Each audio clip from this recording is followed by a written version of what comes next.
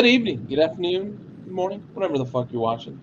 This is our first off-season episode of the Backyard Buckets, brought to you by Backyard Sports. I got Ryan with me, and I've got the artist or blank screen, formerly known as Bentley. Ryan, how you doing, bud? I'm good. This is the most attractive the podcast has been since we've done it. Yes, yes. Our Q rating has gone through the roof. Really hot with 25 to 32-year-old women right now because we have less Ooh, of our faces on here. yeah, yeah. If they're drinking, Bentley, how you doing, man? I'm good. I'm coming to you live from places that shall be, ladies and gentlemen. We are mobile today. Yeah, I think we're running into some connection issues, so we'll try to we'll play around it as best we can, Bentley. So if I cut you off at any time, it's probably because you're breaking up. So I apologize in advance, but Yeah. not really. Or you're just super rude. One of the two. One of those two.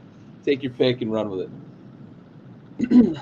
Speaking of picks and pickups, we're talking free agency. So every year, I think we're a little maybe for lack of a better term, taken aback by how much money goes out the door in the first hour of free agency. The money in the NBA is silly. Rosters are smaller. TV money's huge. The international market is huge, and there's just a lot of money to go around. And I think we saw a little bit of a ripple effect, right? With new CBA, teams are trying to reset their own salary cap. So teams are going to other teams that have, maybe some flexibility with salary cap, and they know as things kind of kick in with some of the new stipulations of the CBA, they can manipulate money one way or the other, or they can afford to bring in guys and still stay within some of the strictures of that new agreed upon structure of the salary cap. Um, Ryan, I want to get your thoughts first. Kind of, what are some of your initial takeaways from free agency? um, yeah, I think the CBA is interesting. How that's impacting things.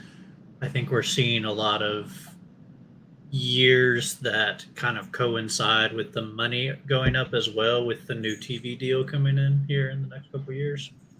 And the expectation that's going to be bigger, which I think is a fair expectation with the numbers that the NBA gets. So you're seeing guys who I think maybe you could say is an overpay in a vacuum, but based off the context, I think a lot of guys are not being overpaid. I think there's still some, obviously, but I think a lot of deals are going to be more reasonable when we look back and say, oh yeah, that the cap jumped up so much that this deal is kind of is a good deal in the grand scheme of things.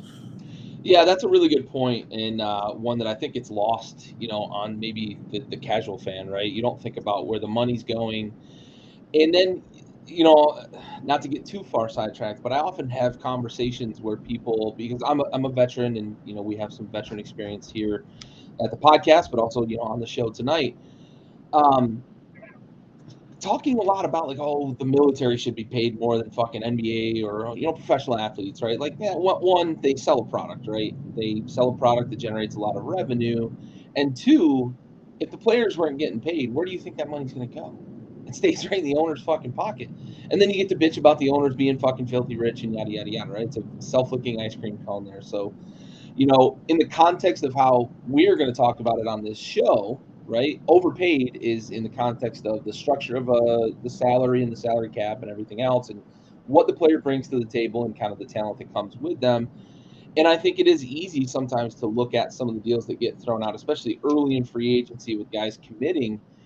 It tends to be kind of how the market's going to fall. If you move early as a player, maybe you get rewarded with a little more money because the team's trying to build a roster and trying to fill a slot, and they're willing to pay a little more for maybe a guy like a Fred VanVleet, right? He might be a good example of a guy who, one, as you put it, with the TV deal and the new structure of the CBA, maybe his salary is what it is because of how the timing works with it. But also, he was kind of first to commit at his position, really. So I think he benefited a little bit from that as well. And he went to a team that just didn't have any expensive players on their roster, right? Like, tons of money to spend, and they wanted to get their guy, and they did. right? So some of that is kind of the things that, when we talk about overpaid, just want to kind of put it in context for maybe the casual fan that might be tuning in.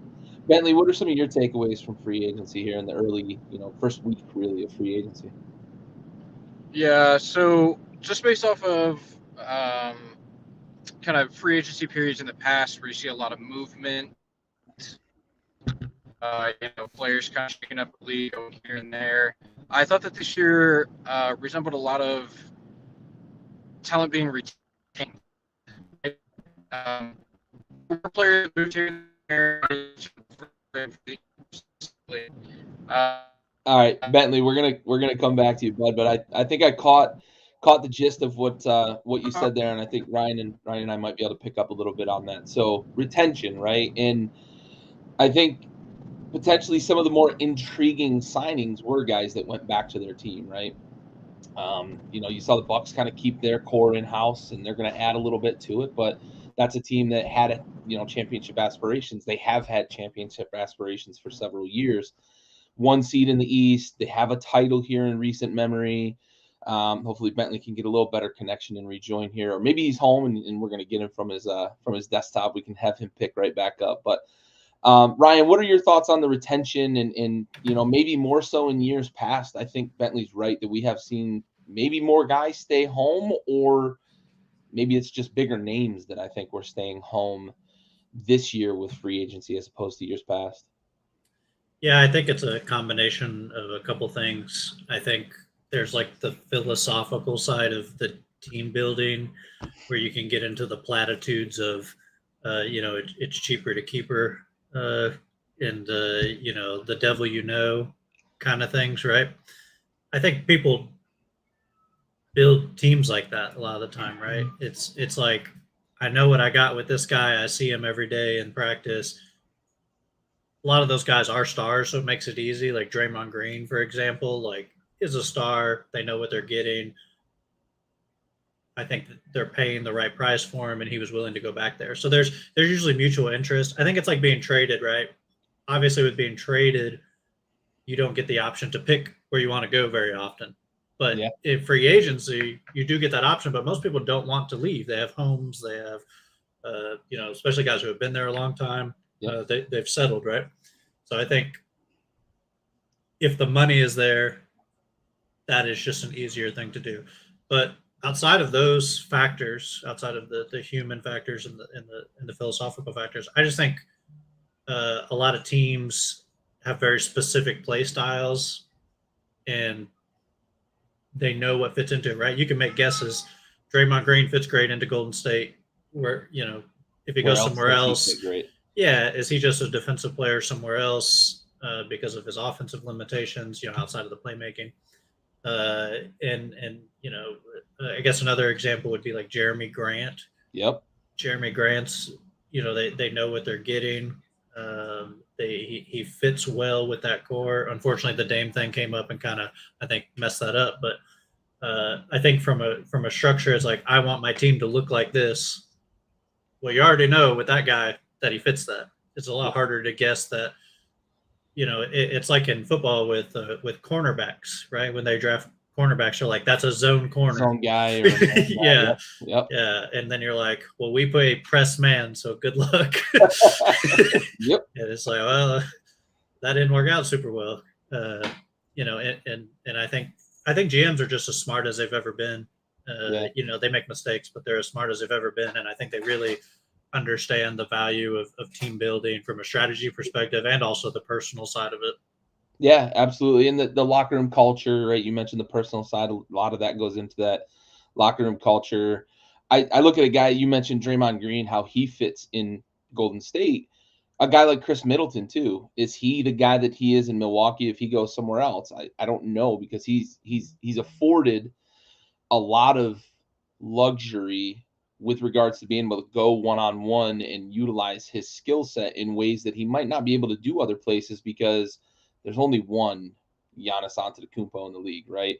There's only one guy that's like that, that's going to demand that much attention in the way that he does. So I think you're absolutely right. And you mentioned the cornerbacks in football, but baseball, there's a perfect example going on right now. And, we do a podcast here that we've been talking about it a lot this year, the Baltimore Orioles. If anybody's paying attention, they made almost no moves in free agency this offseason after missing the playoffs by a game, I think 2 games actually last year, and kind of being the surprise of the league. We looked at it and said, okay, this offseason, if they go get a pitcher and if they can get a little stronger up the middle, I think that's a team that can really make waves. Well, they went and made no moves, basically, right? I think they made one signing of an arm, and that's it. And that's the whole keep what you have. And if you love what you have, keep it and watch it grow. And that's what Baltimore's done. They're 10, I think, or 13 actually games above 500 right now and playing great baseball. Challenging the Tampa Bay Rays at the top of their division. So, you look at these teams in the NBA, we watched Golden State build a dynasty that way, right? And we watched Milwaukee finally get over the hump and win a title that way, right? Keeping your own and building in-house. We've seen guys go build these super teams and trade for a lot of players and have some success, right? LeBron in Miami is probably a good example of that, but we've also seen it fail pretty hard. LeBron in LA, with the exception of the weird bubble year, is probably an example of that not going the way that you would think that would go. So there's a lot of value there in knowing what you have and knowing that it's a fit as opposed to taking a shot. And if you miss, it can be a big miss, right? Especially with these guys that are demanding 30, 40 million dollars a year, right? And not demanding, but commanding that, because that's what salaries are in the NBA now. But the Jeremy Grant piece is really interesting too, because I think he might be the number one example of a guy who really has made a career now that he's in Portland, because he was kind of a middle of the road guy prior to maybe last year, really breaking onto the scene last year. And he got that big payday this offseason. A lot of people may have raised their eyebrows. I know my brother, I talked to him a lot about basketball as well. He kind of raised his eyebrows like, why is he getting paid like that? Well, he had career year, right? He scored more points than he ever has. He fits in a system. They like him in Portland. He fits, fits the scheme and what they're building there. So for sure. I'm trying to wax a little bit and delay for Bentley, but we'll get back to him when he gets back online. So let's shift gears and let's talk about a favorite move of yours, Ryan. Is there one from free agency that sticks out that you looked at and you said, I really like that for X, Y, or Z reason? It doesn't have to be maybe for the reason that everybody would think, but is there one that sticks out to you? Well, I'll give an honorable mention to my hometown team. I think the Fred VanVleet move had to be done. I think it adds a lot to what they don't have. It's a super young team. They need a guy who's won a championship. He's been on a championship team. A guy who plays defense, even at his small size. Like, he's not a big guy, but he plays defense. That's a huge issue. The rest of the team doesn't really stay in front of anybody, and Şengün can't protect the rim if he's just getting drove at every play. So I think VanVleet, from a culture change and also from a skill, he's obviously very talented, but from a leadership and a culture standpoint, I think is a huge signing. So I really like that because of the intangibles, and he can play a little bit, I've heard. Yeah, I mean, there's a title. Yeah. Well, people say that's Kawhi's title, but he was on the team, right? Yeah, all counts the same. Still got a ring. What's my Wikipedia say? Yeah. One-time champ. I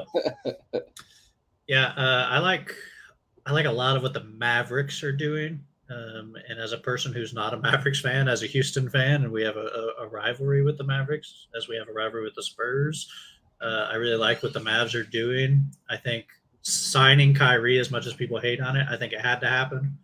I don't think you can let Kyrie go. And the metrics show that they were a much better team with him playing with Luka. The hard part is the off the court stuff, obviously. But I love the Grant Williams move. I think that's great for them. I like the Matisse Thybulle move, but apparently Portland wants to keep him. I thought that was a great signing. I think Dallas has done a lot to surround Luka with guys who can play and really defend, because he's a guy who needs defenders around him, because he's another guy he's not going to stay in front of everybody. No. So I really like what they've done. And you got to win, right? Like, when you're in Dallas' situation and you have a top 5 player in the NBA at 24 years old, unfortunately, he wants to win. Like, that's just how it is. If you don't re-sign Kyrie, if you don't make moves, he's probably going to leave. He's either going to force his way out or he's going to be gone like as soon as he is physically able to. And in this current environment, you can't do anything about that, right? You kind of just got to be like, all right, guess we'll find a place for you. So you got to do everything you can to make him happy. Is he going to win a championship every year? No, but you need to be competing at that level and be the power. The West is so tough, but you got to get to the dance. And I think the moves they made put them in a good situation where I think they're outside of the top 4 of the West, but right outside and be competitive with the rest of the West. And that's what you have to do with Luka, because I think he would very easily get disgruntled because he's won his whole life and he has not won with Dallas consistently at the level that I think he expects. Yeah, and real quick, I owe Jeremy Grant an apology. He did not have his highest career scoring average this year. He had his best efficiency year, though. He really fit with Portland. He did have a higher scoring year in Detroit, but it was when they lost like 1 million games and they were just kind of jacking. But it was not his highest scoring year. It was his most efficient. However, I digress. Yeah, I like the ones you brought up. The Kyrie, that was one that, I went into the offseason thinking like, man, it really didn't go well. But you mentioned the point, right? That when Luka and Kyrie were on the floor together, they were a better team. They just couldn't figure out how to coexist, I think, at times. But I also think that they lost a lot of depth in that trade. And we see that with teams often. You go to try to get a superstar.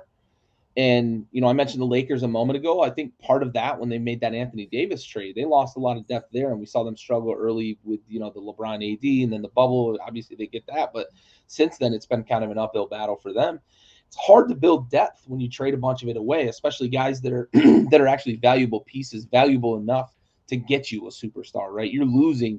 Normally you're losing quality players in a trade like that.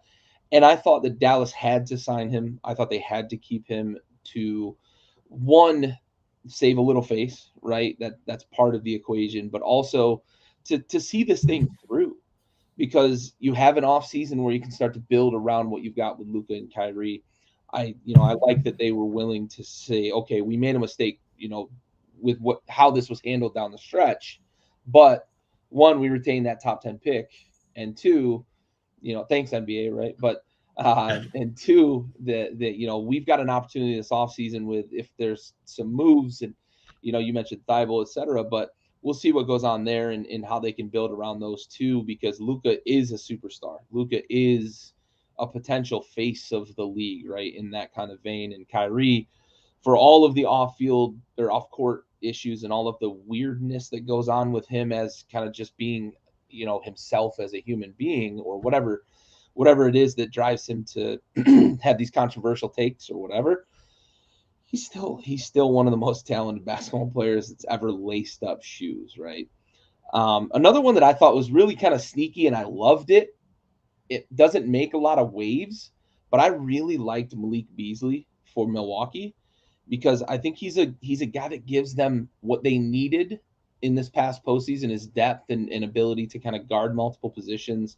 Reliable guy that's going to get you 10 to 12 a game if you give him the minutes. I also think he's a guy that can take a lot of pressure off of maybe, Middleton and sometimes maybe Giannis a little bit defensively as well. I think in the crunch minutes of the playoffs, I think is where that signing is going to pay off for them. I don't think he's going to, light up anything during the regular season, but I think a guy that provides them a longer lineup, a longer roster to be able to play some of those bigger minutes in the playoffs, which is what I think they struggled with against Miami. They kind of wore down because they didn't have, once Giannis went down with the injury, they didn't have a lot to pick up the slack. And we see this with championship teams, right? They get plucked and they get, cannibalized because they want your good players, right? You win a championship, those players have value. Bruce Brown leaving the Nuggets is a prime example, right? That's a guy that played crucial minutes for Denver, and he was plucked off that roster. So Milwaukee, I think it's a good rebuild move with Malik Beasley there. Talk to me about a head scratcher, though. Talk to me about one you looked at and you're like, I don't know about that one. Well, I first want to say I like the Malik Beasley call out. I think I'm I overrate Malik Beasley. I think I always have. Every time I'm like, I really like Malik Beaslly, I like him a lot. and then I watch him play, and I'm like, maybe I don't like him as much. But not that he's bad. It's just I think I overrate him. What I do like about him is he's never seen a shot he doesn't like, and Yeah. that type of confidence is hard to find. Because I know if I played in the NBA, I would find lots of shots I didn't like. So and around Giannis, I think you need a guy who has a quick trigger sometimes. You get looks. Yeah, and he can make them. He just you gotta rein him in sometimes. Head scratchers. I mean, there's some obvious ones. I think with like some of the trading. I know we're talking about free agency, but the trading obviously impacts that. I think the John Collins trade is a big head scratcher to me. Trey and John Collins were like a perfect fit together. Their play styles. John Collins in the pick and roll was like, which is the bread and butter that Trey wants to run over and over again, was perfect. And he was a great corner 3-point shooter. Yes, defensively not amazing. He was kind of a highlight defensive player.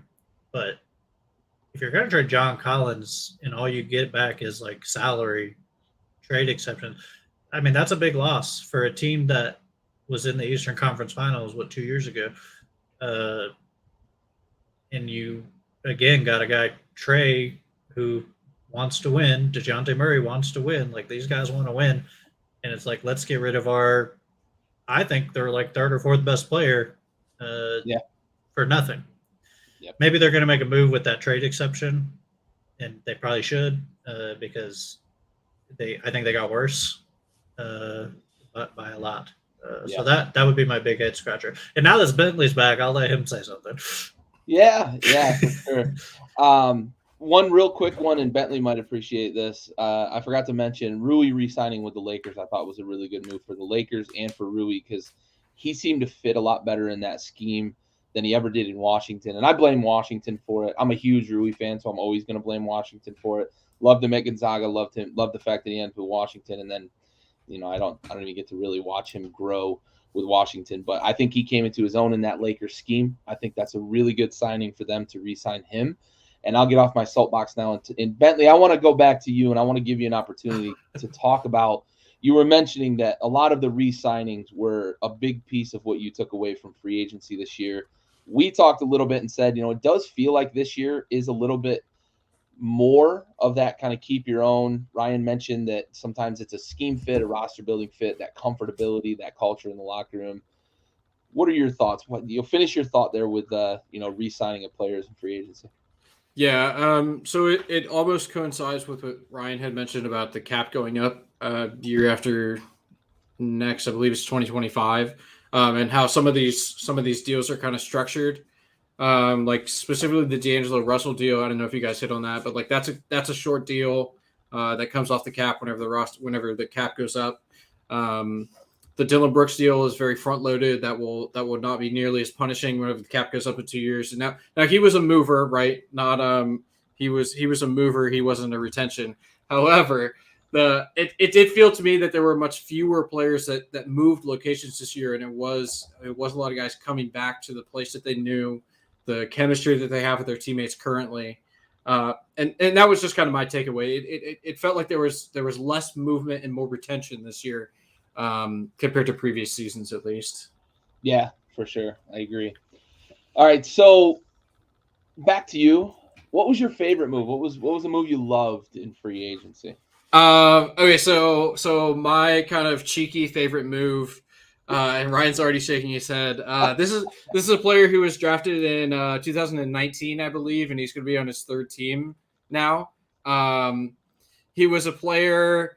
I watched him play his very first game at Duke University, and I called my dad immediately afterwards, and I said, "Hey, Dad, there's this guy named Zion Williamson, and this kid is built different. Like the way he moves, he looks like a ballerina on the court." And then he blew out his shoe, and that obviously.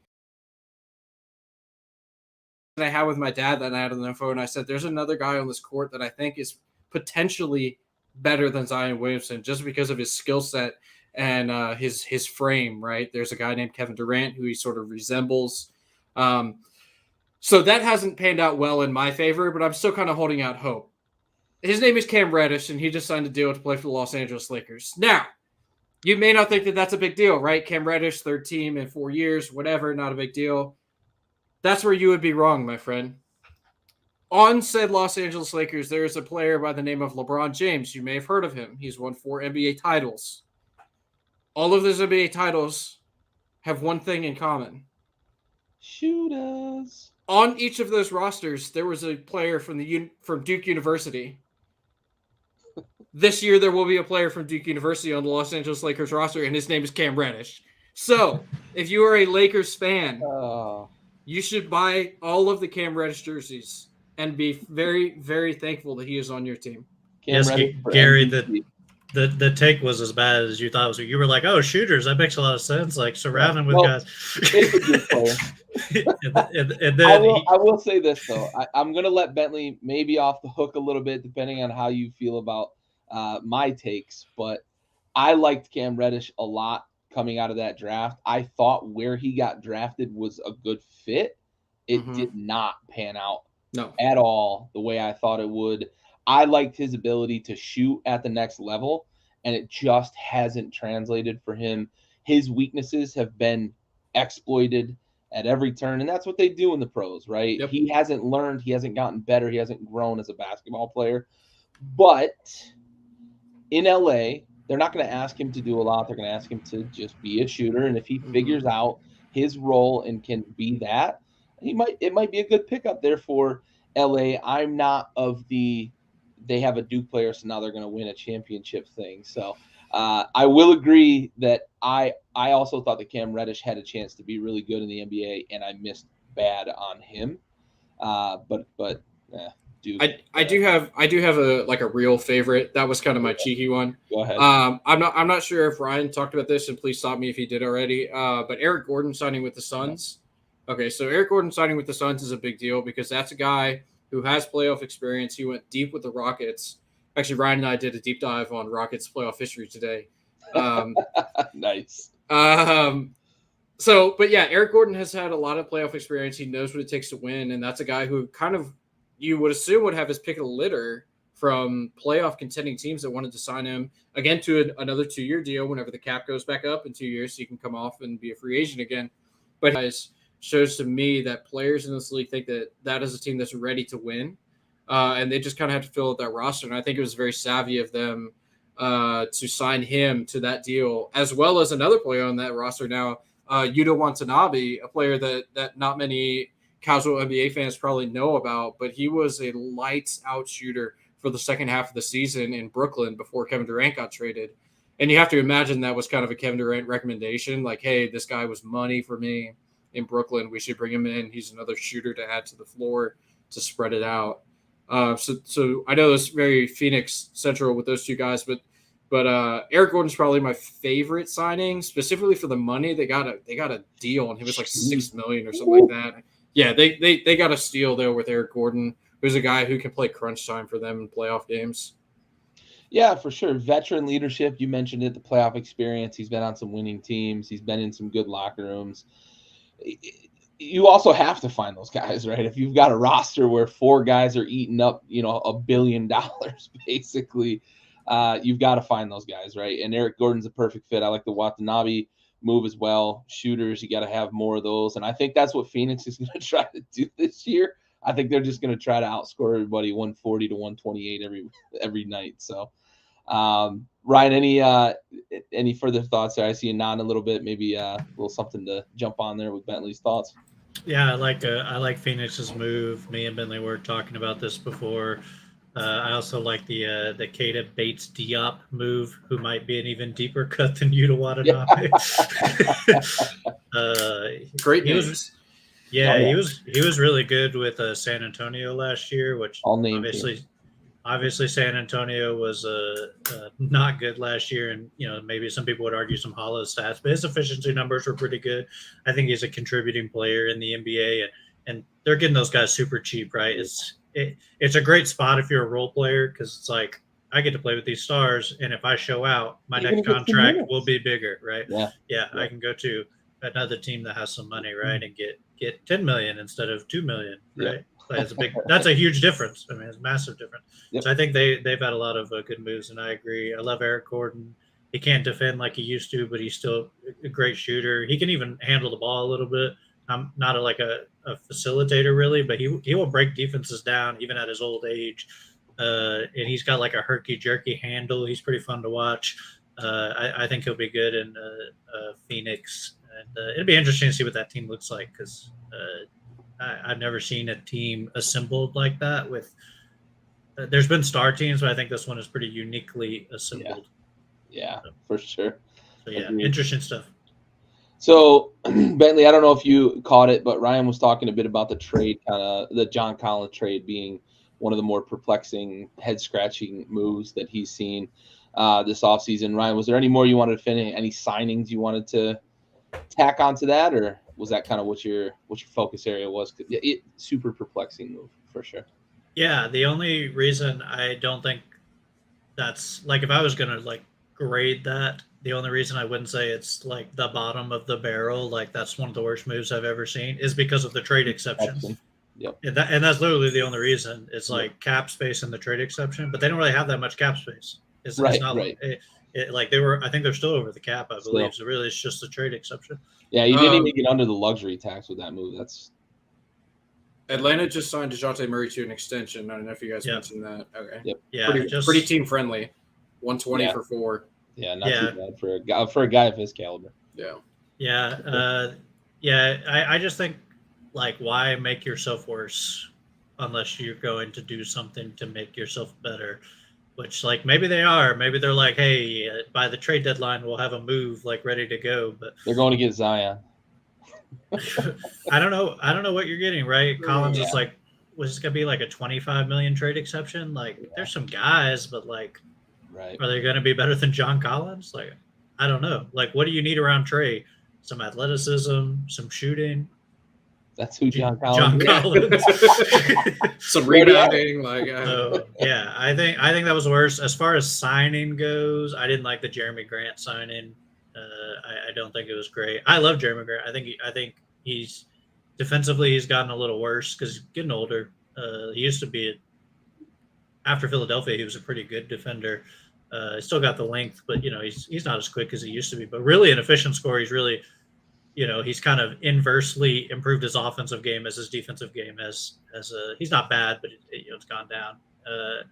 But really, it looks terrible after Dame ass out, right? Like it looks awful, and that's not their fault. But there had to have how do you have so little awareness of what's going on in your star players camp that you're like, we think Jeremy Grant's going to be great for Scoot Henderson, you have to backtrack and it's not really going to affect them because they're going to have, I think, a low salary just in general. So, he can fit that salary. But what could you have got? You probably could have moved off of him, got a max guy, back for him, or cleared cap space. I don't know. It's really going to come down to the Dame trade because I don't like the signing even with Dame. I think it's an awful signing without him. I think they paid too much for him. I don't know who they were bidding against at that range. Yeah, themselves. Yeah, against Jeremy Grant's agent. Yeah. But good for him. Hey, get your bag, as the kids say.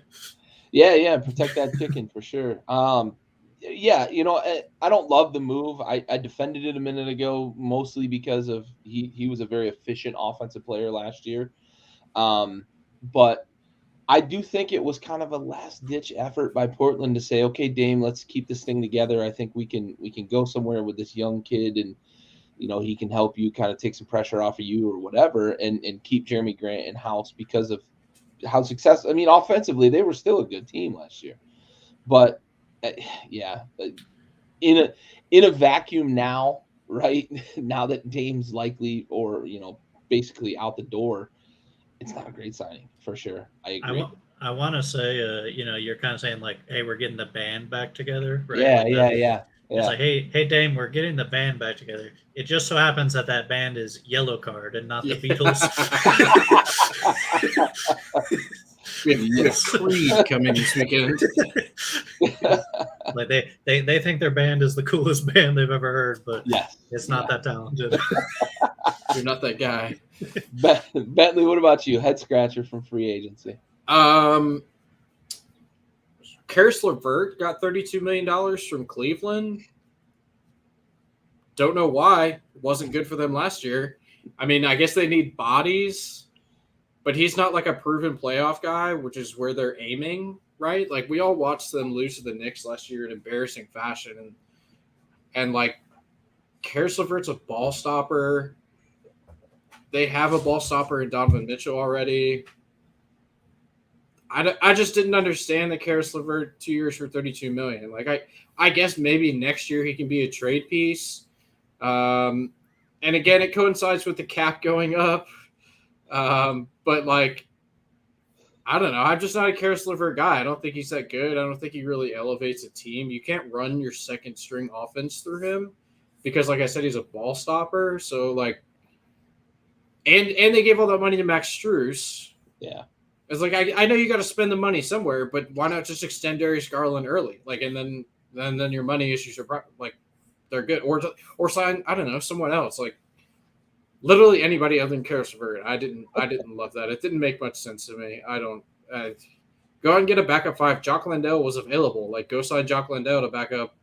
Okay, yeah, I know Ryan's going to say no to that because he's on the Rockets now. But, like, Jock was available, right? Like, why not spend that money on a guy who proved himself to be playable in the playoffs, especially at the center position where you know that Jared Allen seems to not be a playoff guy at this point. But, like, to give all that money to Karis LeVert didn't make sense to me because I'm not a fan of his game. Yeah, I think Karis LeVert is cashing big bags on the back of, like, he had a stretch with the Nets. I think it was 2018 or 2019 where he was like unconscious, right? Mm-hmm. I think he slept for a month and had one of the best months in the NBA. And I think he's still cashing checks on that because he's not been that guy since then. And I'm with you, Bentley. I agree. That one, again, keep your own, I guess, but could have extended Garland early, paid him the money. You could have paid money somewhere else. I don't know that LeVert makes you a better team, especially after the Strus signing. Strus is kind of the guy I think you would count on to be that second option, third option, maybe your first option off the bench at times. But a little perplexed by that. That's a good one. I remember when Karis LeVert was really starting to establish himself, and that was the time period where I thought Rondé Hollis Jefferson was going to be a future star. I was like, wow, this 6'6" power forward is pretty good. He's like a better Chuck Hayes. Western Conference legend Chuck Hayes. Yeah, for me, the biggest head scratcher, I think, and I can talk myself into understanding why, but the James Harden saga with Philly, I think, is the biggest head scratcher for me. And it's from both sides, right? From the team side and the player side. The team has kind of made it publicly known that they're kind of done with James, and James has kind of made it publicly known that he's done with Philly. Then he goes and opts in, and I understand the money, right? From that perspective alone, he probably behind closed doors had conversations with his team, and they said, we're not going to get that money on the free agent market, so we need to opt in and then demand a trade or ask for a trade from Philly. I don't know who's going to be their dance partner, and I don't want to spoil it because we're going to talk about it in a minute, but it's just a head scratcher from both sides. I feel like if Harden had prioritized that he wants to go to a winner, which is what he has said, he wants to be traded somewhere where he can contend for a title because he doesn't feel like it's working in Philly, go into free agency then, and maybe you lose some money. I get that, but if that's really your priority, he's made what's he made, like $210 million or something already in his career, not to mention endorsements and all the other stuff, strip club endorsements, right? But it's a head scratcher for me, the whole situation, more so than really one single piece of it, the Harden saga. And I'm curious to hear your guys' thoughts here in just a minute, in terms of where we think he might end up. Where's the dance partner for Philly to try to trade that big contract and maybe try to get something in return to compete? Because the front office has got to feel like they're a contender, right? I mean, they were the 1 seed not too long ago. So on that note, let's switch gears and let's talk about trades, right? Two big names still out there, and one we're going to talk about as a known commodity that it's interesting to see he's going to end up being the odd man out. We thought, or at least I thought, and maybe you guys agreed. We didn't talk a lot about it last year, but I thought DeAndre Ayton was going to be the odd man out in Phoenix last year, and no move ever materialized. And I think we're right back there again this offseason.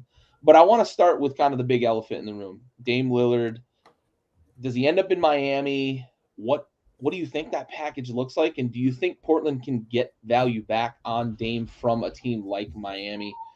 Bentley, I'm going to start with you on this one. What are your thoughts on this Dame trade? He's requested the trade. They seem to, be on the same page in terms of they're ready to, honor his request. What's this trade going to shape up to be? So I was reading earlier today, like an hour ago, probably there are reports of his agent calling teams that have been calling the Blazers, saying don't trade for Dame because he will be unhappy, and you don't want that in your franchise, right? Specifically citing his request to go to Miami and only Miami. So we know that the move to Miami is coming, right? We don't know how it's coming, but we know that a player of Dame's ilk, you lose that trade every time if you're Portland. You just do. He's an all-NBA guy. He's been an all-NBA guy for 7-8 years, whatever it is. You don't trade that player and win the trade. It just doesn't happen. Now you trade Rudy Gobert and you win that trade because you absolutely fleeced Minnesota and, A-Rod, God knows what he's doing, making trades. Yeah. But if you trade a guy like Dame, you lose that trade. All right, so we understand that, right? Yeah. That being said, going to Miami, if Miami is to package a deal to send to Portland, it's got to be like Jovic and Jaquez and Hero and Lowry probably for salary, and as many pick swaps and first rounders as you can give. Because that's what Portland's going to want. They're going to want every fucking thing possible that you can put together to send back their way. And I just, with Gabe Vincent being gone and with Max Strus being gone, and Portland, I'm assuming, going to say no to anything with Duncan Robinson because his contract is a little bit excessive. Like, the only thing I can think is those three guys in first round picks and swaps. Like, that's just kind of how it has to happen. Now, excuse me. If you're able to bring in a third team to take cap space, to send picks, to kind of do whatever needs to be done to get Dame to Florida, I think that then it becomes a more interesting piece, right? 3-teamers are always more interesting than 2-teamers. Yeah, whatever, got that.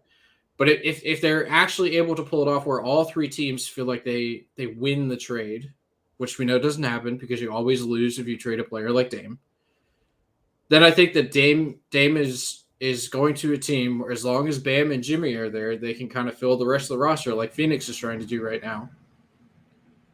And if they have Dame, Jimmy, and Bam, I mean, that probably puts them in the top 4 in the East, right? Now, they just won the East without him, but they had all their role players, minus Tyler Hero.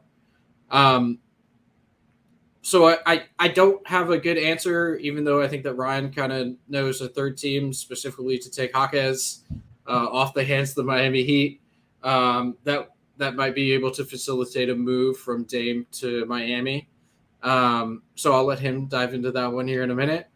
But aside from the team that Ryan is going to bring up, I don't know off the top of my head really without doing deep dive into like cap space and who's able to cover that, because Dame makes so much money that they're going to have to fill it in somewhere. My opinion that it will have to be a 3-team trade because Miami just doesn't have the package and Portland has all the leverage here.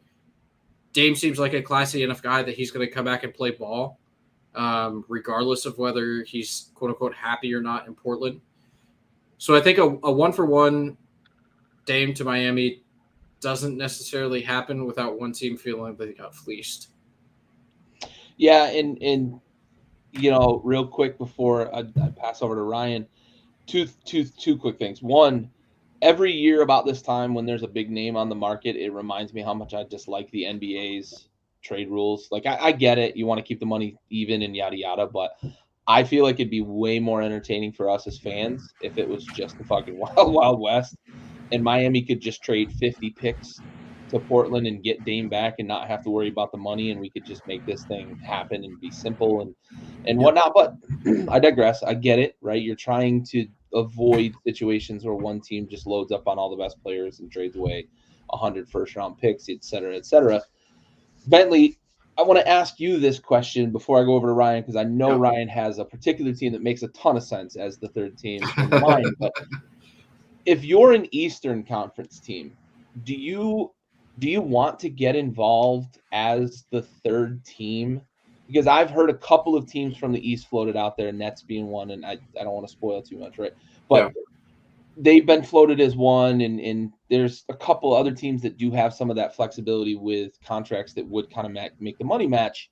If you're an Eastern Conference team, do you really want to facilitate a trade for Dame to the East? Unless you're a non-contender, right? If you're tanking and you're just rebuilding, how much do you think these teams are going to take that into consideration, Bentley? So I think that this is sort of a line of delineation, where the NFL and the NBA are different, right? NFL, they're big on not trading in division specifically, kind of less so conference, as we saw with Matthew Stafford being traded to the Rams.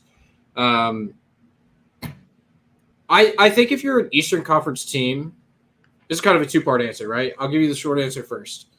Yes, if you're an Eastern Conference team, this is a 7-game series. If you meet them in the playoffs, you kind of feel like you have as good shot as any to beat them in a 7-game series, right? Like you have to be confident in the roster you've built and your coaching staff and whatnot. You think that our guys are better than your guys, 4 out of 7 times, right? So short answer, yes. I don't think it bothers teams as much as some people might think. Long answer, also yes, because the teams that are going to be able to facilitate the cap space are teams that are not going to be good. Yeah.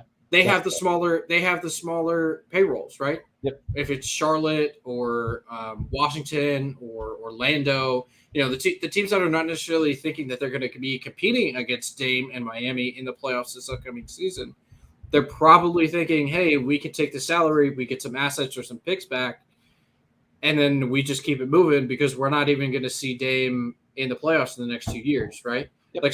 So both answers would be yes for different reasons. But I don't think that a third team coming from the East to help facilitate this trade is like out of the realm of possibility.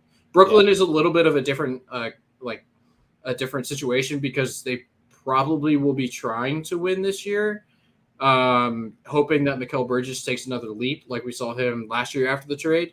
So if they are the one to do it, I think that they probably would be hoping to keep Dame, which, as we already mentioned, is not going to be the case. So I don't think that they're going to be able to do it. They can do it, but yeah, Brooklyn's kind of a weird situation there with that one specifically. Yeah, for sure. Yeah, that's a good point, right?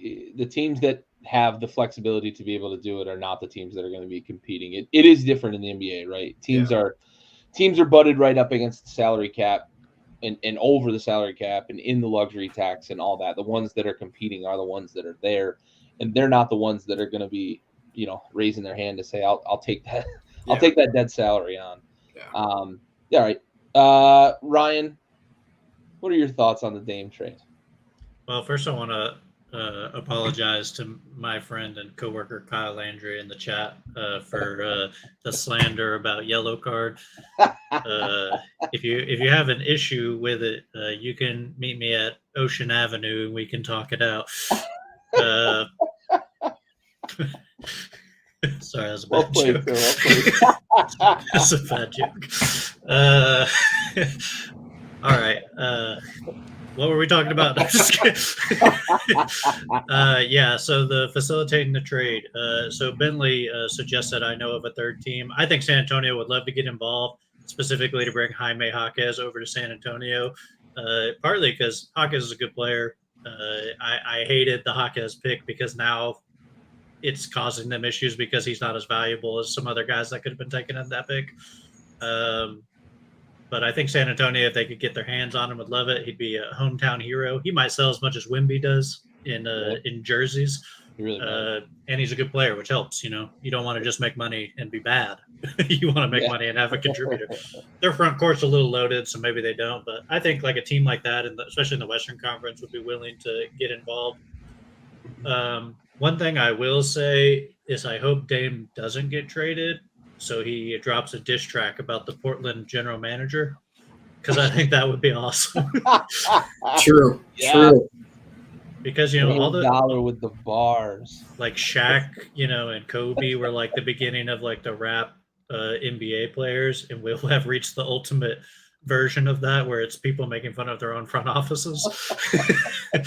No, but I think as far as the Dame trade, like realistically, I think it has to go to Miami, and I think Portland unfortunately has found themselves in a situation where that's their only option. Like they can listen to other people and they can go, oh, we're not gonna like just listen to Miami. They have to say that.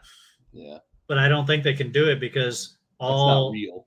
Yeah, all he's gonna do is go, okay, trade for me, but like I can I can be bad. Yeah. like I have a good reputation, but I can be bad. Yeah. And he wants to go to Miami. There's some packages Miami can give that aren't terrible, but unfortunately in the environment that the NBA is in, that's their option. Like if he's like, I'm going to Miami, that's pretty much it. Like they can trade him somewhere else, but they'll probably get even less. Yeah. Because of that. It's like, hey, we'll take the risk. We'll try to convince him. Like if you're the Nets or whoever it happens to be, right? You're like, players have so much power in the NBA. Yeah, exactly. I think it's almost a foregone conclusion. What I've seen a lot of Miami fans go is they're like, oh, well, like our package is so great for Dame, like we can give him anything. It's like you can be like the package isn't that great, but we'll probably still get him. Like let's calm down, Miami. Again, you're not that good. You lost most of your role players that would even provide a lot for him. Like Tyler Hero is probably your only major asset outside of picks, and then Jaquez, I guess, and Nikola Jovic, who I love, great in the summer league. But like that's nothing for Damian Lillard. But yeah, I think that's the only option. I think Portland's in a rock and hard place, and they put themselves there. They've been terrible for years managing that team, and I think most people would agree they've put themselves in bad cap situations. They've made bad trades, and they've always been like a fringe like competitor. They've never been like a team where you're like, they're going to win it this year. I don't think I've ever said that about Portland. And Portland's beat my hometown team many times. Yeah. And I've never been like, they're going to win it this year. Even after eliminating us, I didn't say that. So I just think they've mismanaged it. And they now are, as a great book says, they're reaping what they sowed. Yeah, for sure. And you mentioned it, right? They've been throwing bad money at the roster for a long time because they've been trying to win with Dame, right? They've been trying to build a team around him. They just made the wrong moves, wrong picks, wrong free agent signings, wrong trades, etc. And some of it's injury, right? Some of it is health that has kind of, derailed some of what they've tried to do to put around Dame. But, it reminds me of the Cavaliers the first time LeBron was there, right? They couldn't, and it's two different levels, right? Obviously, Cleveland's trying to win a championship because LeBron gets them to the finals and he's the only guy on the roster. Whereas with Dame, they're trying to build a contender because they're, either a middling or a fringe or not even a playoff team throughout his career, and they're trying to get there, right? So it is different levels. I'm not trying to say that this Portland team is what Cleveland was during their run, but it feels the same, right? Gilbert went out and got Shaq and, players, right? Shaq was kind of the big one that they're like, oh, we're going to bring him in, and this is going to be the final piece to get that title with LeBron. It didn't work, right? It feels like a lot of that with Portland, and they've made their bed, right? Now they've got to sleep in it. I wonder how much, too, like Miami right now is saying, like, you have no leverage. We're offering you X, Y, and Z, take it or leave it, and that's why we haven't seen this go through yet. And I think both sides know eventually they're going to find whatever the middle ground is, and it's going to have to just happen, right? Both teams are going to have to pretend like they're happy with the trade and whatever that ends up being. San Antonio was an interesting choice, though, Ryan, because I don't look at them right. If I was thinking of third teams to get into a trade, San Antonio probably wouldn't even have been on my radar. So I really like that pick because I think it does make sense, and not necessarily just from who Jaime Jaquez is and the connection to Mexico across the border from San Antonio. I also think that he's a guy who is experienced in American basketball and the American basketball lifestyle. He's a winner at UCLA. I think he's a good locker room guy to bring in the same year you bring in Victor Wembanyama, right? From that perspective. So watch them two kind of grow together. Hawkins can be he could even be a bit of a mentor as a fellow rookie, right? So that's a very interesting team to throw into the mix there, and I like it. I like it. Gary, who would be your third team if you thought there was going to be a third team to facilitate? If you said that San Antonio's not on your radar. Yeah, I was looking more at the East teams. The Nets, I think, were kind of the one that I looked at, and I tried to convince myself that the Nets would do it because I didn't think that they were in the boat that you mentioned that they were. But you're probably right, right? I think Brooklyn feels better about their roster than I do. So for me, it was Brooklyn. I thought that they were going to be the third team because I look at that Brooklyn roster and I say you're a couple superstars away from being what you want to be in the East, right? You've got to go find those guys. They're not on the roster, in my opinion. I love Mikal Bridges. I just don't look at him and say he's the number one guy on a championship team, right? He is like Klay Thompson, right? For me, he could be for Brooklyn if they were able to get a couple guys in, or at least one, other big guy in. I think he could be what Klay Thompson was for that Warriors dynasty. Perimeter defender, good scorer, shooter, yada yada. So I looked at Brooklyn and I thought that was it. So yeah, I guess I kind of pigeonholed myself into Brooklyn. didn't really expand the aperture. So, but I like San Antonio. That's really good. My dad's got a question. Teams that really take risks, they're throughout history.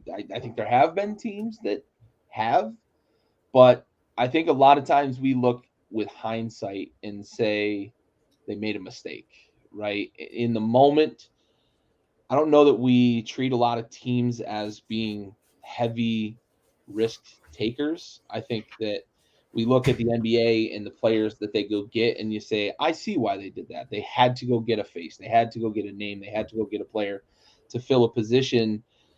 I think NBA teams view their moves as pretty risk averse, right? Pretty low risk because the NBA career is longer than other sports. The impact of injury is lower than other sports in a lot of ways. There are more available superstars, I think, in the NBA than in other sports because you look at football is very quarterback heavy, right? Those are all your superstars in the NFL, basically, with few exceptions. Baseball is very very, very focused on a few guys that are kind of the names of and faces of Major League Baseball. The NBA, on the other hand, I think has a bigger lot to pick from. And of course, there's always the LeBron James, the Kobe Bryant, the Michael Jordan, right? But I think the NBA has a bigger lot. Ryan, any thoughts on this in terms of the risk taking of the NBA teams? I don't see them go out and say, I'm going to make a huge move and give up a bunch of stuff.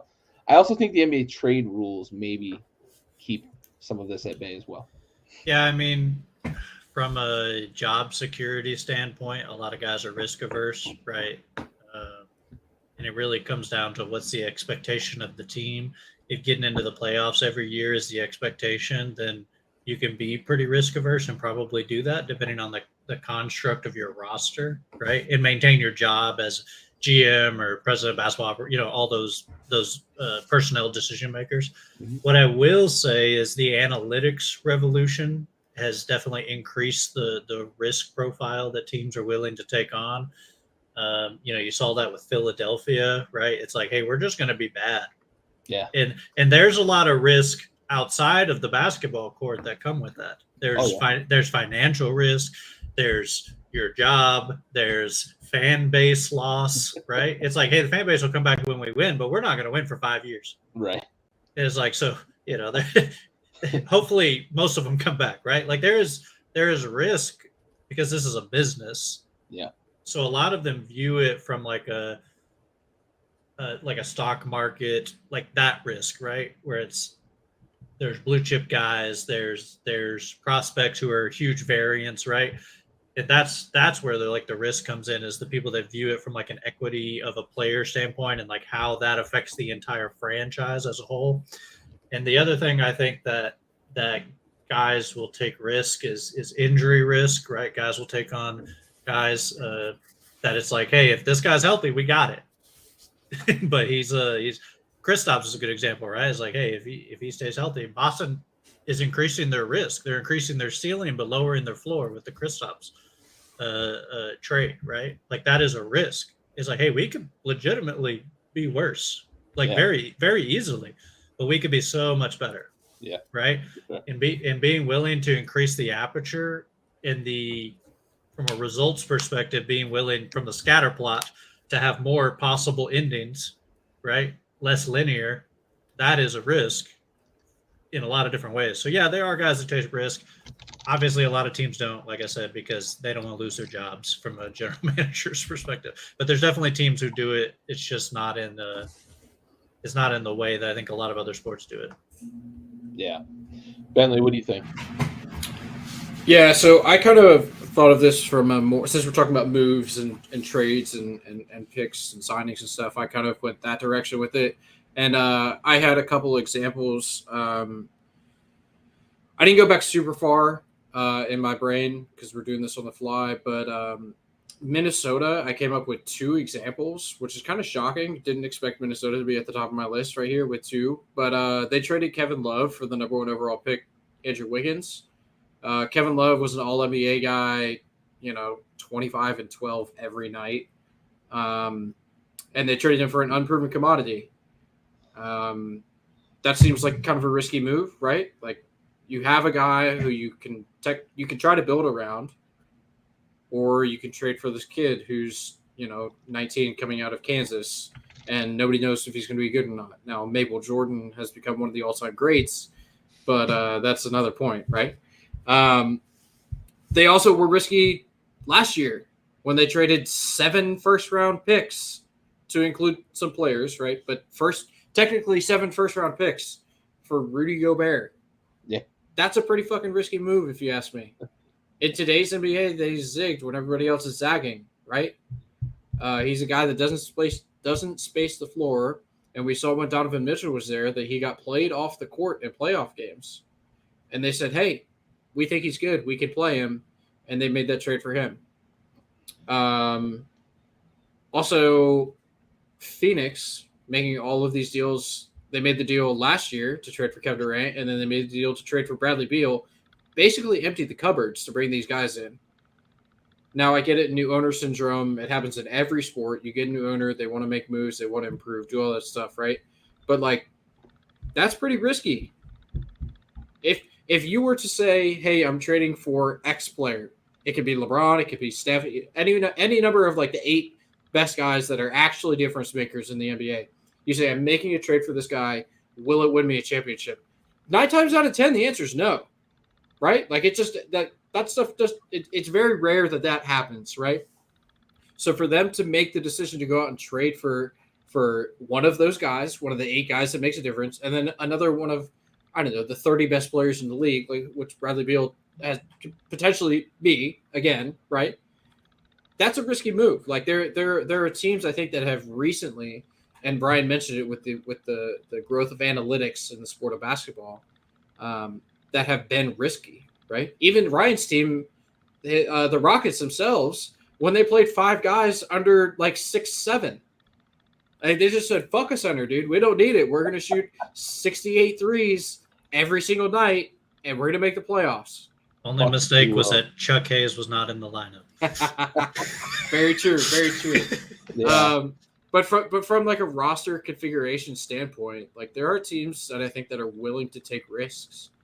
The Brooklyn Nets, they signed Kevin Durant and Kyrie Irving in the same offseason, and they made the trade for James Harden because they wanted to do that. And then they made another trade with James Harden, to get Ben Simmons, who was even riskier than James Harden, turns out. I think Dallas is very risky. They just gave Kyrie a bunch of money. Any team that really gets in the Kyrie business is running a risk of being awful. But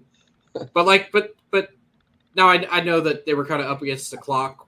Well, Kyrie was up against the clock last year with that trade. But, like, I was a risky move for Dallas. They traded away their best wing defenders for a guy who doesn't play defense and doesn't play sometimes. Like, there are teams that are out there that that are definitely willing to take risks, I think, in the name of winning and potential. It's probably more common than we realize. Oh, and the Clippers. They traded everything to get Paul George, including Shea, and 97 first-round picks and swaps. And, you know, the answer is yes. And I think it happens pretty frequently, to be honest. Yeah, I think it's a little bit nuanced, right, with the definition of risk too, right? NBA teams, I think from a job security perspective, as Ryan put it, I think the high risk, high reward moves don't feel that way, right? In a lot of ways because of the low volume of the talent pool that's there, right? So if you make a move for one of those, as you put it, Bentley, those top 8 guys, it doesn't feel, to maybe an outsider's perspective, it doesn't feel risky because you're going to get one of those guys that has that potential to move the needle like that. But as you put it, if it doesn't go right, that's the downside, and you could set your team up for failure for a long time, right? Very much so. And I go back to a move. You mentioned Brooklyn. Let's go even farther back with Brooklyn and Danny Ainge, right? Who took advantage of a couple of different teams when he was with Boston with some risky moves that, you know, from the perspective that you're looking at it, Bentley, you could consider those risky for Danny Ainge to make with Boston, trading away icons who brought them a title, etc. But they got picks back, and those picks turned into big time assets for that team. And he made the trade with Philly as well in that swap and getting more assets back as well, and then ending up with Jason Tatum and whatnot in those moves. But Brooklyn took a big swing at going to get Kevin Garnett and Paul Pierce, and it didn't work out for them. And you see what happened to them for years. They were in the doldrums until they were able to really draft well and put some talent on the floor, and they've kind of built a little bit of a better roster there. And Brooklyn it's a flashy destination for free agents as well, with the Kyrie and Kevin Durant signings and James Harden as well, right, going there. You know, looking for that New York frame of mind and being around Jay-Z and of course being around Beyonce, right, when she's in the building. But yeah, I think the, you know, this conversation we just had kind of highlights the nuance, right, of what you view as risky may not appear to be risky to somebody else because they say, oh, fuck, you got Kevin Durant, right? Well, if you don't win with Kevin Durant, you're realizing that risk of giving up those assets that then on the back end aren't worth as much, right? Or maybe they're worth more because they're on another team and doing well, that sort of thing. So I think that's important to highlight, that, you know, risk is sort of kind of what perspective you take on it, for sure. All right.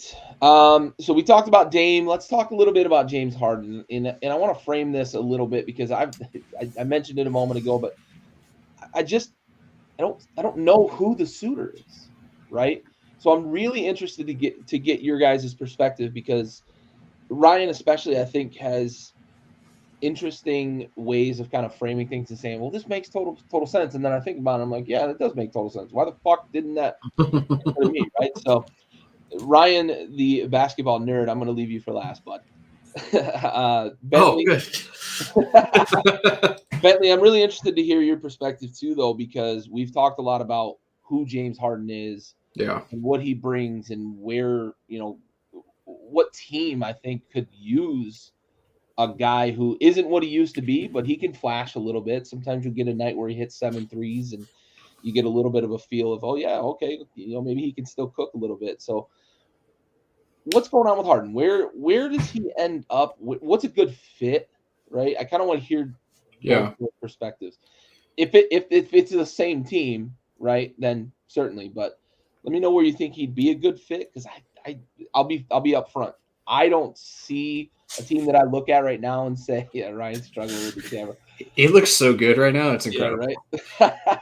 I don't see a team that I look at and say, James Harden makes that team a contender. James Harden makes that team better. So talk to me about that. So there is one team that I think that James Harden makes better and makes a contender, and that is the Philadelphia 76ers. I don't mean to be like dismissive of the segment here, but like to me, that's just the simple answer, right? Like they should have beaten Boston, in my opinion, last year in the playoffs. You're up 3-1. They're That's James Harden's thing, man. Get up 3-1 and can't win. It's so that I put that on Embiid 100%, for sure. rather than not my like James Harden went to Boston and won games. Like, what more do you want him to do, right? I guess like play well in game 6 and 7, but regardless, like that's why you have the fucking MVP on your team. Yeah. So to me, and I'm like trying to run through teams in my head right now and rosters of like where he could work in San Antonio, right? Like to play along Vic, but like San Antonio would never do that, and James Harden would also never do that. You know, that exact reason is probably why they weren't on my radar for being part of the Dame trade either, right? Like, sure, yeah. I just look at San Antonio and I feel like they're in their own little bubble over here. Yeah, they just got Vic. And they're looking at the next 5 years of how do we maximize what Vic is and how do we become a championship team in the next 3 to 5 years? Because that's just what I expect San Antonio to do. Yeah. I have one that I think would just be funny for the entire NBA. Send him to New Orleans for like Brandon Ingram or something. just pair Zion and James Harden together. Because like in theory, their games would work wonderfully together, right? Yeah. Like they should mesh on a basketball court very well, and they would mesh other places very well that are not basketball courts, right? I like again just running through teams in my head. Is there a trade with Chicago maybe where like they bring back Levine to Philly and then he goes to Chicago and plays with Kobe White, one of Ryan's favorite players. And then like DeMar DeRozan and a Vucevic type deal, like that makes Chicago better, yes, but does that make them a non-play-in team? I don't know. It's an interesting thought process. I don't think it makes them like a whole lot better, but it kind of brings because he's a point guard now at this point in his career, and they don't really have like a stud point guard. They kind of just have Levine and DeRozan run the offense most of the time. But then it kind of brings back to your point. Like, do you trade him in conference? Do you think that you're going to see him in the playoffs? Like, stuff like that. I think that Philly is just the most reasonable answer. Like, he makes them a contender. They were a contender last year. They have the reigning MVP. Maxey should get better. They still have Tobias Harris. Now on an expiring contract, you can trade it for a crumble cookie, and then James Harden will be happy. Like, it just makes the most sense to me. Good, man. They are. Like Daryl Morey is his guy. You know that Daryl Morey is going to make moves to help James Harden succeed. Like to me, it makes the most sense for him to play in Philly, but we know that's not what he wants to do. And I'm with you where I can't like. I don't know where he goes and makes them better. Like people mention the Clippers, and it's like, well, we know he's not going to set a culture there. Nobody else has set a culture there. Like that, I don't know. They're not going to play in the playoffs anyway. Yeah, like to me that doesn't move the needle. Like, and then you bring him and Westbrook back together. We know they don't like to play together. Yeah. It's like, what are we doing here? That doesn't make any sense. Right. Yeah. So for me, it's Philly. Yeah, I copped out as well when I was thinking about this for Harden. I think that they're going to mend fences and he's going to stay, and I think it just makes sense for both sides because I don't see a trade where Philly gets a demonstrably better either, where they move Harden and get better because like you mentioned, he's a point guard at this point in his career. His value just isn't what the name, right? The name James Harden holds a certain value, but the player James Harden doesn't hold that value. So for me, I'm copping out, but I know Ryan's got something really creative here for us. So let's get over to Ryan. Before he goes, I just want to double down because I'm thinking about it again over in my head. I actually really like that Chicago deal for Philly because Philly is expecting Maxey to take a leap. So if they could get Levine into Philly, so you go Maxey, Levine, and Embiid. I actually kind of really like that for Philly now that I think about it. That's a good point. I don't hate that. If you can get Levine back and not give up any other assets. Yeah. Depends on how much Chicago values Levine. Right? Yep. Ryan, talk to me, bud. Where's James Harden going?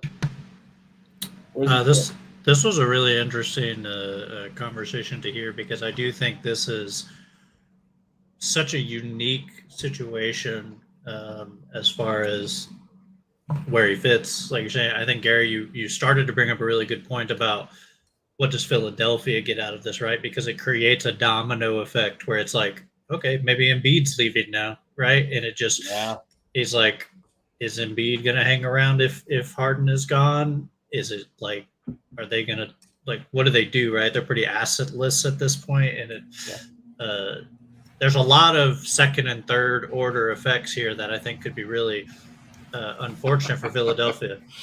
I think the best place is Philadelphia. I agree with Bentley that the best chance he has of winning a championship is Philadelphia. But we have to consider that maybe that's not what he wants.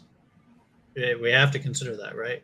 When he is looking at the bird's eye view of his career, and he's like, does it matter if I win a championship? He might have just said, no, it doesn't matter. Like he might have hit the point, right? Like we all at some point realize we're going to die. Like, you know, right? It's like, and then it's kind of scary. And then you're like, well, whatever. Like most people just are like, whatever, right? James Harden might be at the whatever stage. You know, it's like, hey, I'm going to win a championship with Houston. Oh man, maybe I'm not going to win a championship. I need to move. Oh, I need to move again. Yeah, whatever.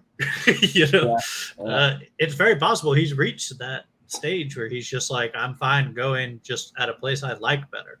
And that might be part of, you know, I mentioned the whole opting in felt a little perplexing if he really truly wanted to get to a contender, because I think he has to realize that his salary is prohibitive for a team to go trade for him, because you got to give up assets and you've got to figure out how to make that salary work and make it balance in the trade, etc.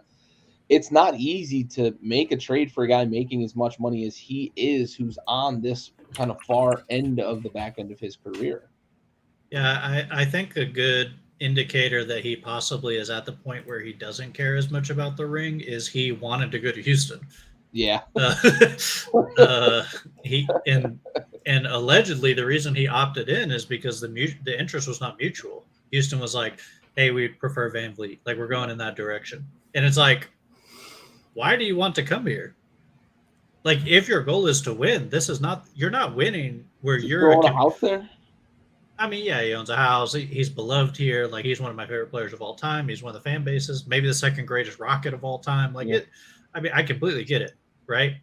But that shows that he maybe doesn't care about that. So maybe the Chicago deal makes sense if he just wants to be in Chicago. It's like that team probably doesn't win a championship, but maybe that makes sense. So really, maybe the aperture is widening here where there's a lot of other options where he's willing to go. What I will say is I'll throw out one option. Okay, I don't have anything creative, but I'll throw out one option. Okay. And there's something that a lot of people know about a city in the Pacific Northwest. And it is known for having the most strip clubs per capita. Roughly 9,800 people per one strip club.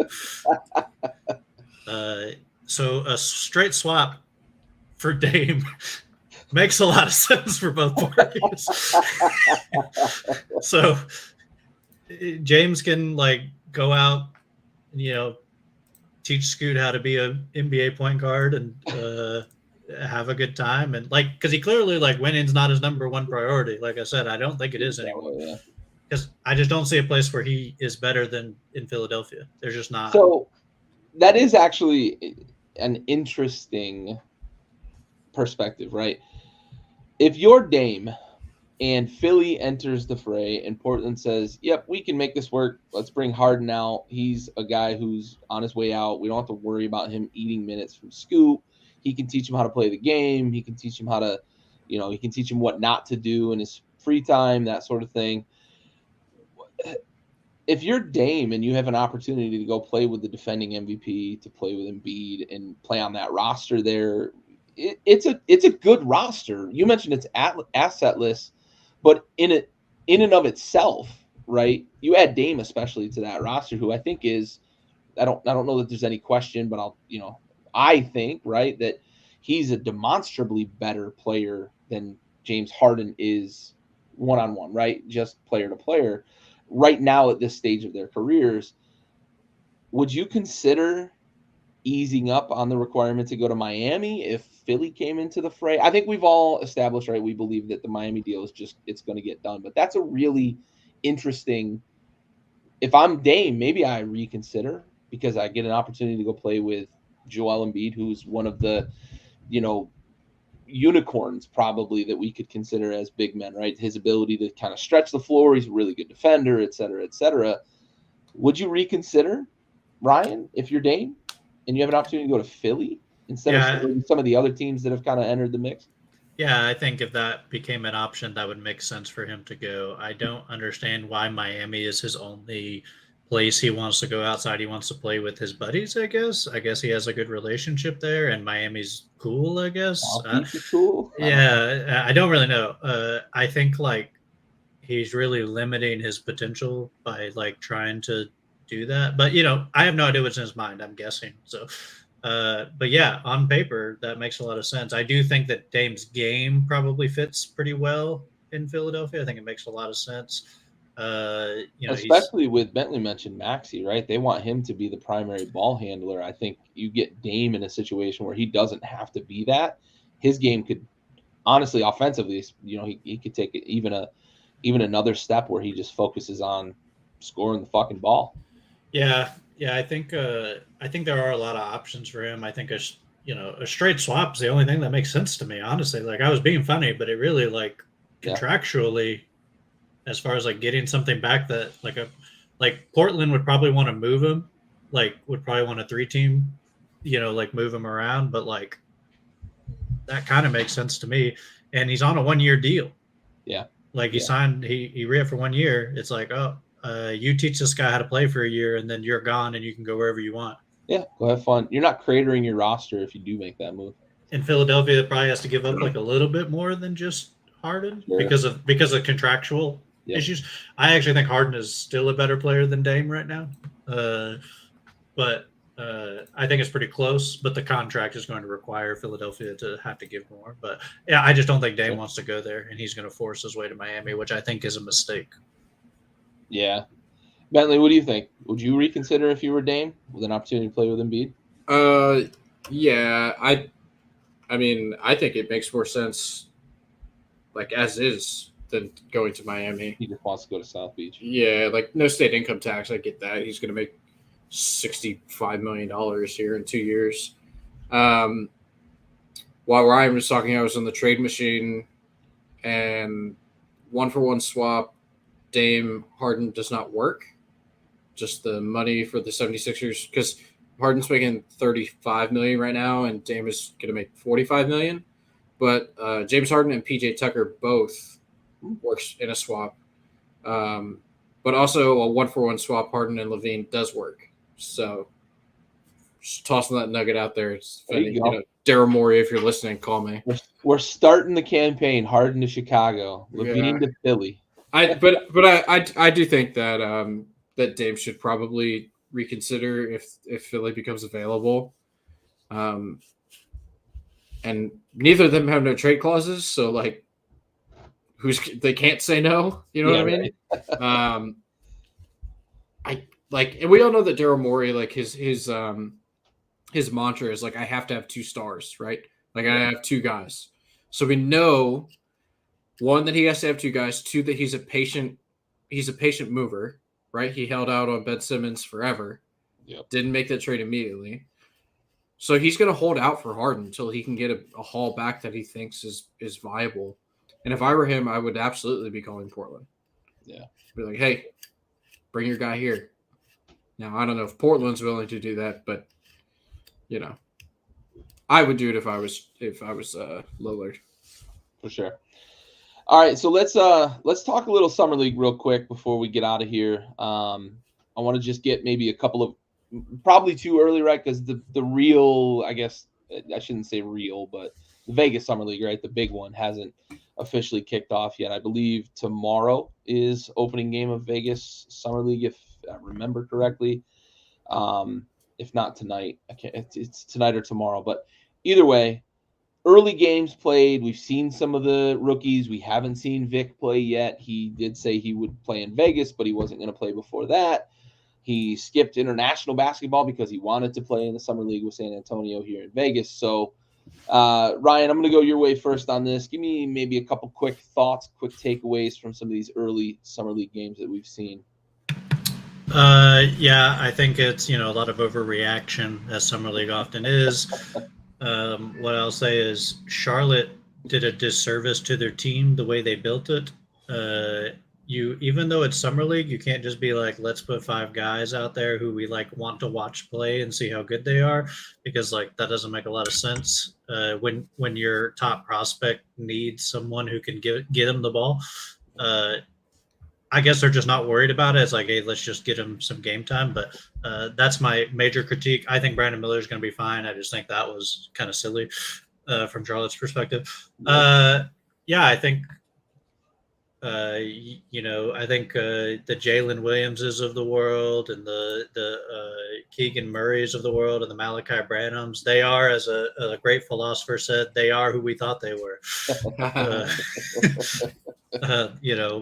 You should go out if you're a second-year player that was a star or contributor and probably do pretty well in Summer League. And if you're a third-year guy, your career might be over if you're doing bad in Summer League. Oh, yeah.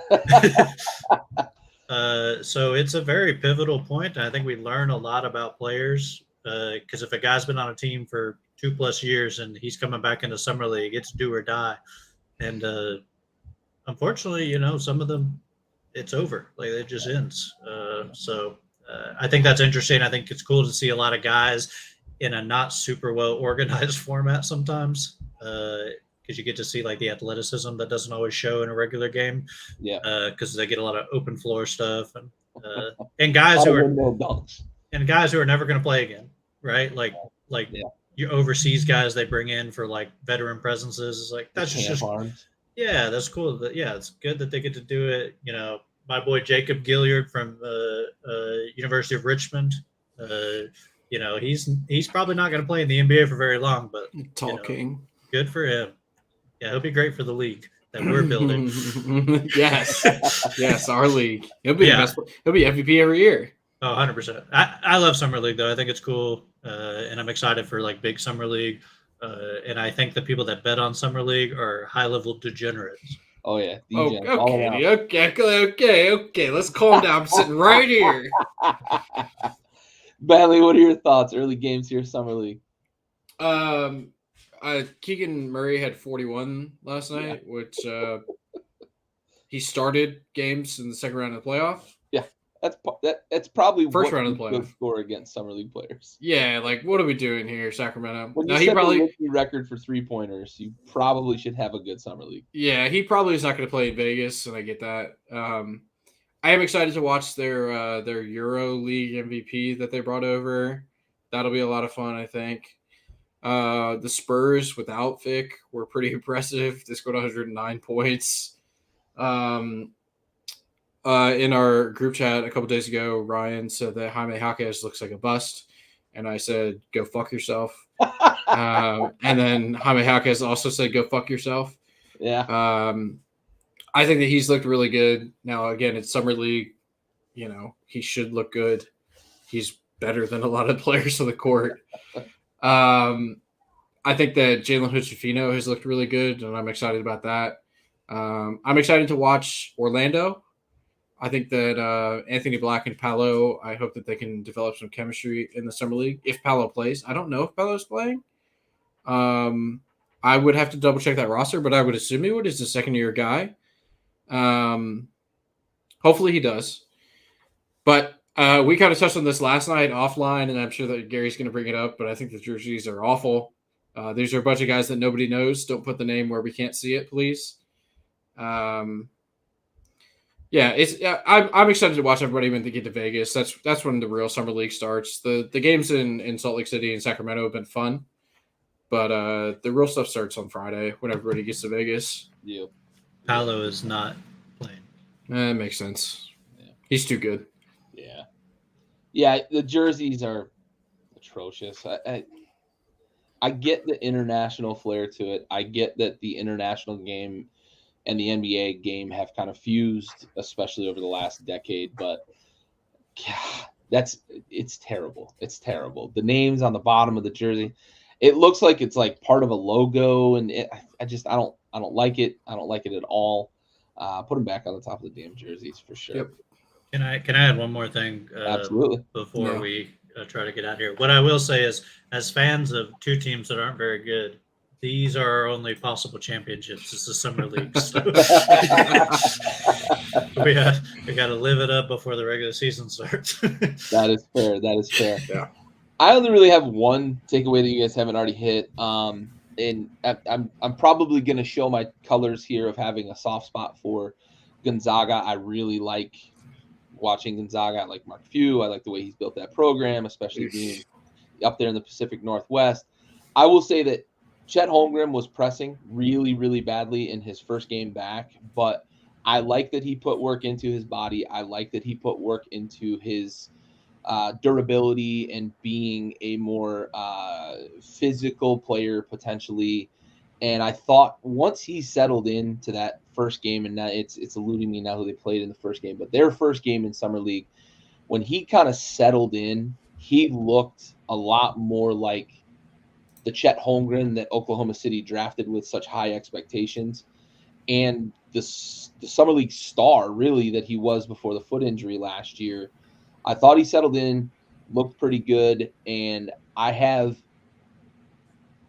mild expectations. I don't want to put too much on it because, of course, the foot, we got to see it hold up over time. But I would love to see Chet get back and be that guy, and potentially an OKC team with a really, really, really good young core, adding him to that mix as a real kind of big who can score, who can stretch the floor, and who's a really good help defender, I think can help a lot with a team that looked like they were really budding into something last season. So I'm really excited to see Chet healthy on the floor. Let's keep it that way. Take care of your body, take care of that foot, and keep yourself on the floor, big man.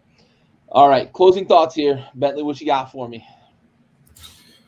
I'm just ready to watch Summer League, dude. I'm excited to see the kids get out there and run around, have a good time. I hope to be there one day when it occurs. Maybe next year we all go as a podcast, do some live content. Summer League's a good time. Offseason's a lot of fun, but I'm ready for football, dude. That's fair. That's fair. Ryan, what about you? Well, one of my favorite parts of the Summer League, from a guy who collects cards, as y'all know, is the rampant speculation off of a halfway decent Summer League game. I love that. It's like this guy who was drafted 52nd, scored 9 points on 100% efficiency by now. I'm like, all right, I hope he does well, but he's the new Dogecoin. Yeah, it's so the speculative markets are always fun during Summer League. Gambling, cards, whatever happens to be the.